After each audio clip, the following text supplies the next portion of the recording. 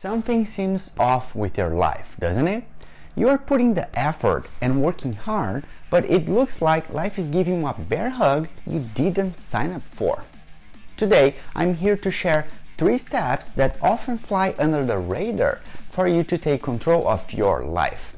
These are the secrets that can unfuck your life for good, and the best part is you can start applying them right now.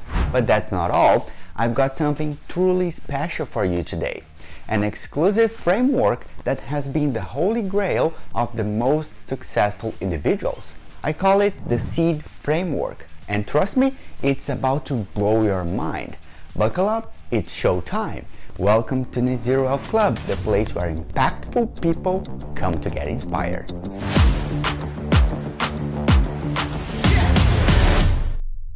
Let me share a personal story that illustrates step number 1. Not long ago, my friend and I decided to hit the gym for a workout. It was a member appreciation day, where they give out some free stuff. After working out, we spotted a table with vendors on one side, boxes of protein bars on the table, and on the other side, a long line of people waiting to get their treats. I told my friend, "Let's grab a protein bar," and he looked at me with a weird face and said, "That line is too long." I insisted, "Free protein bar, let's go." And he said, "I don't want to wait in line." And I was, "Come on, man, free protein bar." And he said, "Nah, it's too long." That's when it hit me. At that moment, I realized that there are 2 ways to see the world. Some people see what they want, while others see the obstacles that prevent them from getting what they want. So I decided to join the line, but instead of waiting as everyone else, I sneaked in and grabbed 2 protein bars from a box.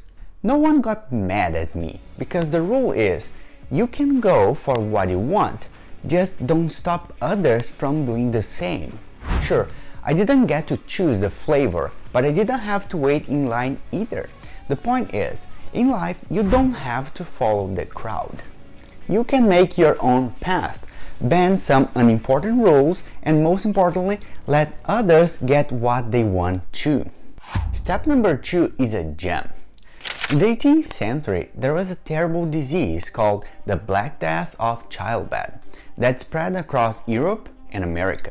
It affected women who gave birth, and many of them would sadly die within 48 hours after welcoming their babies. Shockingly, some hospitals saw 7 out of 10 new moms didn't make it. This all happened during the Renaissance, the time of empirical data and science, and we no longer relied on tradition and mysticism. The ones leading the fight against the Black Death of childbed were doctors, men of science, committed to solving the mystery behind this devastating illness. The plan was simple and organized. In the morning, the doctors conducted autopsies on the corpses of the women who passed away, and in the afternoon, they would help deliver babies until their workday was done. It wasn't until the mid-1800s when Dr. Oliver Holmes made a really important discovery. He noticed that these doctors, in their quest for scientific knowledge, were missing something very important. They were not washing their hands before delivering babies. It might sound obvious now, but wait, there's more. Dr. Holmes said, "Hey guys, you are the issue here." But the doctors ignored him and called him crazy for nothing more than 30 years. Until finally someone realized that if they simply washed their hands, the disease would go away. And that's exactly what happened. When they started cleaning their tools and washing their hands, the Black Death of childbed disappeared. The big lesson here is sometimes you are the problem, but you choose to ignore it. So take accountability for your actions or lack thereof. You can take all the credit for the things you do right, as long as you also take responsibility for what you do wrong. You must embrace both sides of the equation. Remember that life is 10% what happens to you and 90% how you responded to it. Step number 3 is my favorite one. A former Undersecretary of Defense was invited to speak before a huge crowd. He was standing confidently on a stage holding a cup of coffee in a simple styrofoam cup, ready to share his insights with a PowerPoint presentation behind him. As he takes a sip of his coffee, a smile comes to his face. He looks down at the coffee and suddenly he decides to go off script. He said, "You know, last year I stood right here at this conference. Back then I was still the undersecretary and they treat me like a VIP.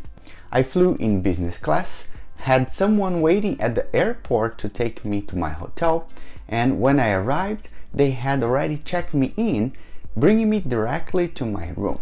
The next morning, a friendly face was waiting for me in the lobby, who greeted me and drove me to this very same venue. I entered through the back door straight into the green room where a beautiful ceramic cup of coffee awaited me. But things have changed. I'm no longer the undersecretary. This time I flew coach, I took a taxi to my hotel and checked myself in. This morning, nobody was waiting for me. I took another taxi to get here. I walked in through the front door and had to find myself backstage.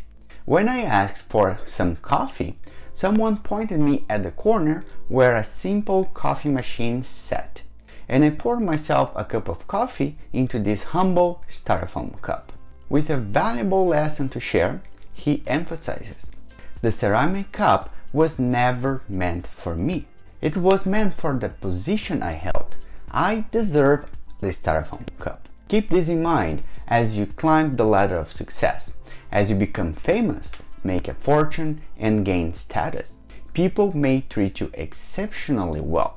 They will open doors for you and serve you tea and coffee in fancy ceramic cups without you even asking. They will call you sir and ma'am and offer you lots of stuff. However, remember that all those privileges are not truly meant for you. They are meant for the position you hold and the level of perceived success you have achieved. But you will always deserve a styrofoam cup. Remember that lesson of humility and gratitude. Enjoy the perks and accept the free stuff. Absolutely, you can enjoy them, but just be grateful for them and know that they are not meant for you. Long story short, step 1. Figure out exactly who you want to be and what you truly want in life.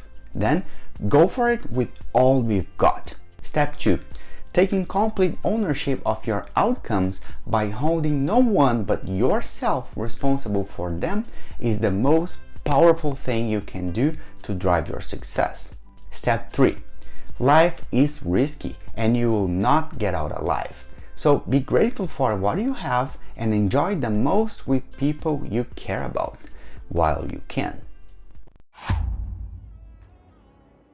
Now let me introduce you to what separates the real winners from the crowd. No fluff, just the real deal. It's called the SEED framework.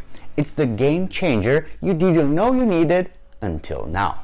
It breaks down the paradox of being human into 4 powerhouse elements. Here's what SEED stands for. Shell, that's your body.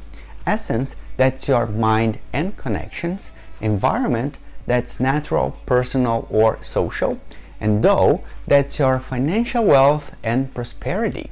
These are not just buzzwords. These 4 principles hold the master key to true wealth. And I'm not just talking about the dollars in your banking account.